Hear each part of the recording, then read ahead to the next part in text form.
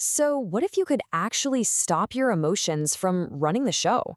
Today, we're diving into a skill that can totally change how you react to, well, everything. It's all about gaining mastery over your emotional responses. Let's jump right in. Oof, that's a pretty intense statement, right? A remote controlled toy. It's supposed to be. I mean, it flies in the face of everything we want to believe about ourselves, that we're in charge, that we have free will. But what if? What if more often than we'd like to admit, we're really not? Just think about it for a second. Someone cuts you off in traffic, click, a button gets pushed and you feel a surge of anger. Someone gives you a compliment, click, another button gets pushed and you feel happy. A big problem lands on your desk at work. Click, and you're instantly stressed. If your entire emotional state can be flipped like a switch by things happening outside of you, who's really holding the remote control? To really get why this is so important, let me tell you a quick but true story. It's a story about how just 5 seconds of an uncontrolled emotion can absolutely wreck everything. So picture this. It's a totally normal scene. A guy is driving his car. All of a sudden, a little kid darts out into the road. The driver, of course, slams on his brakes and just barely avoids a total tragedy. But right behind him, there's a guy on a motorcycle who's forced to brake hard too. He's fine, his bike is fine, nothing's damaged, but a button has just been pushed. The big red anger button. What happens next? It all unfolds in just 5 seconds.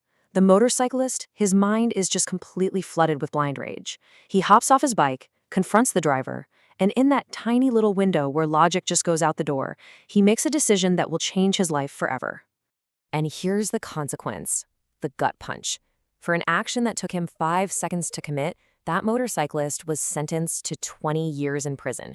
His life, the other man's life, both shattered. And why? All because of a 5-second chemical reaction that he just couldn't get a handle on. Okay, so how do we prevent a 5-second disaster in our own lives? Well, it all starts with understanding this fundamental, you could almost call it a glitch in our brains. We have to completely redefine what an emotion actually is. You see, an emotion like anger or fear isn't it some magical force? It's chemistry. It's a chemical signal. Your body literally cannot tell the difference between your boss yelling at you and a lion getting ready to pounce. It releases the exact same fight or flight chemicals. The trigger is totally different, but that internal signal, that feeling, is the same. It's not a command telling you what to do, it's just a notification. It's just data. This right here, this is the whole game. It's all about a tiny shift in your language. When you say, I am angry, you're identifying with it. You become the anger. But if you switch it and say, anger was released in my body, suddenly there's a space. You're not the emotion, you're the one observing the emotion. This little change is the absolute key to taking back control. And this quote just nails it, doesn't it? True strength, real power. It isn't about physical muscle. It's about understanding that internal glitch, that chemical notification, and learning how to manage that animal inside all of us. That's real power. All right, so that's the theory. That's the what and the why. Now, let's get into the how. Here are two incredibly powerful, you could even say foolproof, methods that you can start using literally today to grab that remote control back. The first one is called the 4-second void. Sounds cool, right? And it's so simple.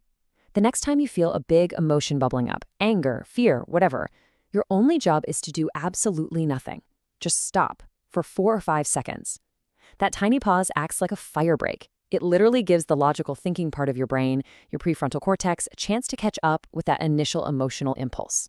It creates just enough space between the button being pushed and your reaction. Now, the second technique, it builds on that same idea of creating space, but it does it in a totally different way. It comes from this really simple piece of advice from a wise old man who just understood how people tick. And this is the art of distraction. When someone is actively trying to provoke you, trying to get under your skin, don't play their game. Instead, you hijack your own attention. Think about something completely boring and unrelated. What's on your grocery list? Did you remember to take the trash out? By doing this, you're not trying to suppress the anger. You're actually starving it of the one thing it needs to survive, your focus. You devalue the provoker, and the emotion just fades away. Because really, that's the ultimate goal here. Using these techniques isn't just about avoiding disaster. It's about becoming the calm in the storm. It's about being that person who can think clearly when everyone else's emotions are running wild. You gain the clarity to make better decisions, not just for you, but for everyone around you.